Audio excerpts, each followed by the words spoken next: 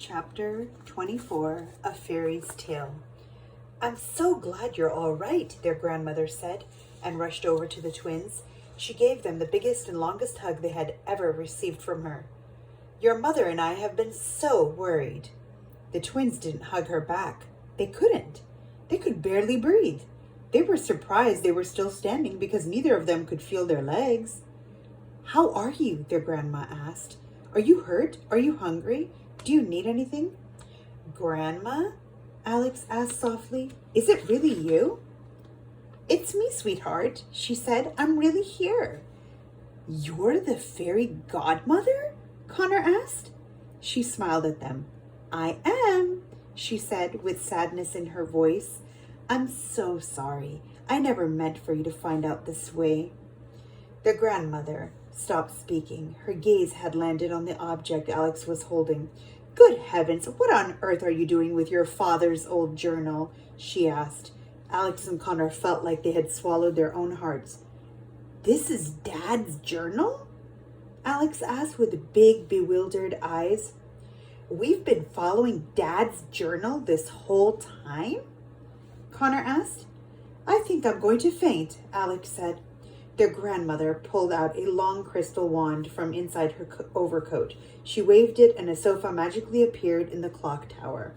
She took the twins by the hands and sat them down on the sofa and let them catch their breath. It took the twins by surprise. Even though she was the fairy godmother, Alex and Connor weren't expecting their grandmother to be capable of such magic.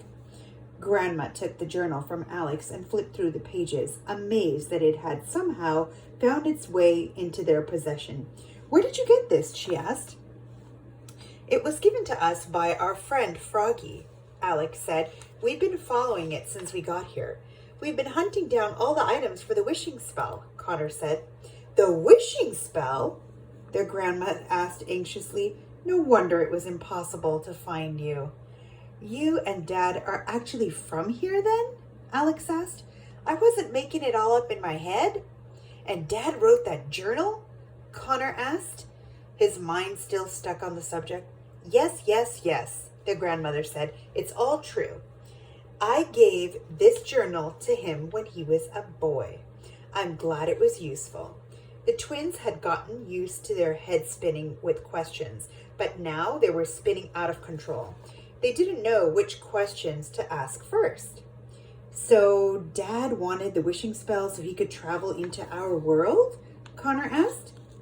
"He wrote that he fell in love with a woman in our world," Alex said. Could it be your mother?" "Yes," their grandma said. Alex and Connor exchanged a look, each seeing how the other was processing the information. Neither looked less shocked than the other. "How long have you been a fairy godmother?" Alex asked. "Why didn't anyone ever tell us any of this?" Connor asked.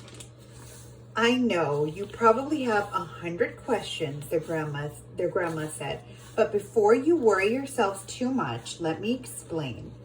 "Please," Connor said. Their grandma took a deep breath. She didn't know where or how to start. "We always planned on telling you when you were older," she said. "Your father was counting down the days until he could bring you here and show you around. Unfortunately, he never got the chance. After he passed away, you two were going through so much already. Your mother and I didn't want to overwhelm you, so we decided to hold off." "So Mom knows about this place?" Alex asked. "She's never been here, but she knows enough," their grandma said. "Your father and I, on the other hand, were both born and raised in this world.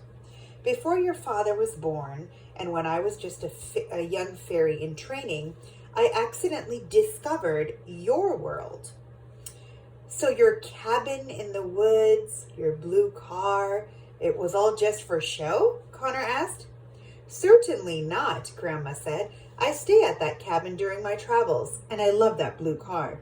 I wish people in this world knew about automobiles." "So how did you end up in our world to begin with?" Alex asked. "It happened by total accident," she said. "I had recently just finished a tour of the kingdoms, traveling to those who needed a helping hand, and I was anxious to help more. I waved my wand around me. I closed my eyes and thought with all my heart, I wish to go someplace where people need me the most, thinking I would just end up in a small village in the Northern Kingdom. When I opened my eyes, I knew I wasn't in the kingdoms anymore. I kept it to myself for years before telling any of the other fairies about it. I met a group of children there who showed me around. I was fascinated by their world, but they were even more fascinated with stories about mine. They didn't know anything about magic or fairies before I came along. Their world was so consumed with war and famine and disease. It was all they knew. They would sit for hours and listen to my stories about the world I came from. It seemed to take them away from all their troubles. I saw how the stories inspired them, how they gave them hope, how they gave them courage and strength, and how they learned lessons from them. It made children without families learn to love and trust a little more than they had before. And it put the sparkle back in the eyes of the children who were ill and had their childhoods taken from them. I decided from then on that I would do as much as I could do to make our stories, our history, as known as possible. To date, I am the only one who has had the gift to move between worlds, and I found it to be a great responsibility. I recruited Mother Goose and a few of the fairies to go with me into your world and spread these stories of ours. We found the children who needed to hear them the most, the ones who were down on their luck and needed a little magic, and the term fairy tales was born. Your world was moving so fast and growing so large, we couldn't do it by ourselves anymore. So we asked people like the Brothers Grimm and Hans Christian Andersen and a few others to help us over the years. So there is a difference? There is a time difference? Alex said. Your world moves so much faster than ours, Grandma said. I visited once a week, and every time I returned, it seemed as if decades and decades had gone by. That's why the stories have been in our world for so long, Connor said. Oh no, Alex exclaimed. My mom, does that mean she's grown into an old woman while we've been here? No, their grandmother said. You see, children, there was a time difference, but then something truly magical happened that changed all of that. What? Connor asked. You two were born, Grandma said with a smile. The twins looked at each other, amazed. Why are we so special? Connor asked. Because sometimes magic has a mind of its own, she said. Grandma looked down at her hands and at her wedding ring. Your grandfather loved your world and traveled with me whenever I went. He was the love of my life, but he unfortunately died shortly before your father was born.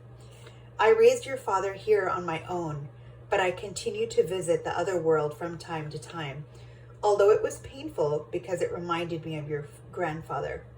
Your father was always an adventurous boy. From an early age, he was constantly running off and exploring different lands throughout the kingdoms. He was always very curious about the other world. And I promised to take him one day when he was an adult. Many years later, he came with us to a children's hospital to read stories to the sick children. Your mother had just started nursing there, and I knew from the minute he laid eyes on her that his heart didn't belong to himself anymore. Naturally, I forbid him from staying or even coming back with the fairies and myself again. It was selfish of me, but I was scared he would get lost in the time difference of the worlds and would live the rest of his life without me. I couldn't lose my son after losing your grandfather. But his love for your mother was too strong, and he found his own way back by using the wishing spell. I had no choice but to give him my blessing and let him go. It was the hardest thing I have ever had to do as a mother. However, as soon as you two were born, the most peculiar thing happened. Your world and this world slowly started to move at similar speeds. It's the greatest magic I have seen in my lifetime. Being your father's children means that you have part of this world inside of you. You always have. You two are the first children of both worlds, and you're the bridge that connects them. The twins were so relieved to know that their mother would be the same age when they returned. You mean Alex began to ask, but paused because it almost seemed too good to be true. That Connor and I are part fairy? I suppose so, if you put it that way, she said. Alex placed both of her hands over her heart, and tears came to her eyes. Connor rolled his eyes and sighed. That's wonderful, Alex said. Oh, great, Connor said sarcastically. The guys at school can never hear about this. How else did you think you set off my old storybook? Grandma said. Alex sat straight up in her seat. She remembered the night in bed when she was holding the Land of Stories and wishing with all her heart to travel inside it. The first night she discovered it wasn't an average book. You mean I did that? She asked. I made the Land of Stories bring us here? Yes, Grandma said. A proud smile filled her face. Alex couldn't believe it. She was magic. She'd made it happen. It all makes so much sense now, Alex said. In the castle the evil queen was hiding in, my tear activated the wishing spell, and I saw my reflection in one of her magic mirrors. I had wings. I thought I was just seeing things. Evil queen? The grandma said. It sounds like you two have had even more of an adventure here than I thought. You can say that again, Connor said. I look forward to hearing all about it, the grandma said. Your mother has been worried sick. She's had to give your school every excuse known to man as to why you two have been gone. I think it's time I took you home. Home. She was going to take them home. Never had a word sounded so beautiful. Can you do that? Connor said. You'd be amazed at the things your grandma can do, she laughed. But her look faded as she sadly looked down at the journal that had belonged to her late son. Amazing, isn't it? Even in death, your father managed to show you around this place. It had always been his dream. Alex and Connor had always thought their father was amazing, but until now, they never knew just how amazing he actually was. The twins and their grandmother left the clock tower and caught Sir Lambton leaning on the door, closely listening to their conversation. He escorted them back down the stairs to the ballroom. I knew your father, Lambton whispered in the twins' ears. We grew up together. I knew you must have been his children, and the very second I saw you. That's why I put the glass slipper in your bag. The twins couldn't even acknowledge it with a smile. Their minds were already overloaded. They walked into the ballrooms, and everyone stood at the sight of the fairy godmother. Everyone, please have a seat. I've come to bless the baby princess with a gift, and then I'm going to take my grandchildren home, she said, and put her arms around Alex and Connor. Grandchildren? Cinderella asked. I had no idea. Why, that practically makes us family, she said, smiling at the twins. Did you hear that, Alex? Connor said, leaning closely to his sister. Cinderella herself just said we're practically her family. I know, Alex peeped, and I'm trying not to cry. The fairy godmother took the newborn princess into her arms.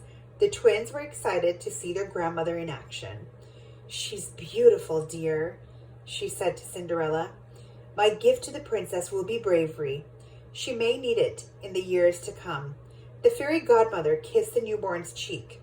Her lips left a sparkly mark on the infant's face, and it slowly faded away as the gift was absorbed.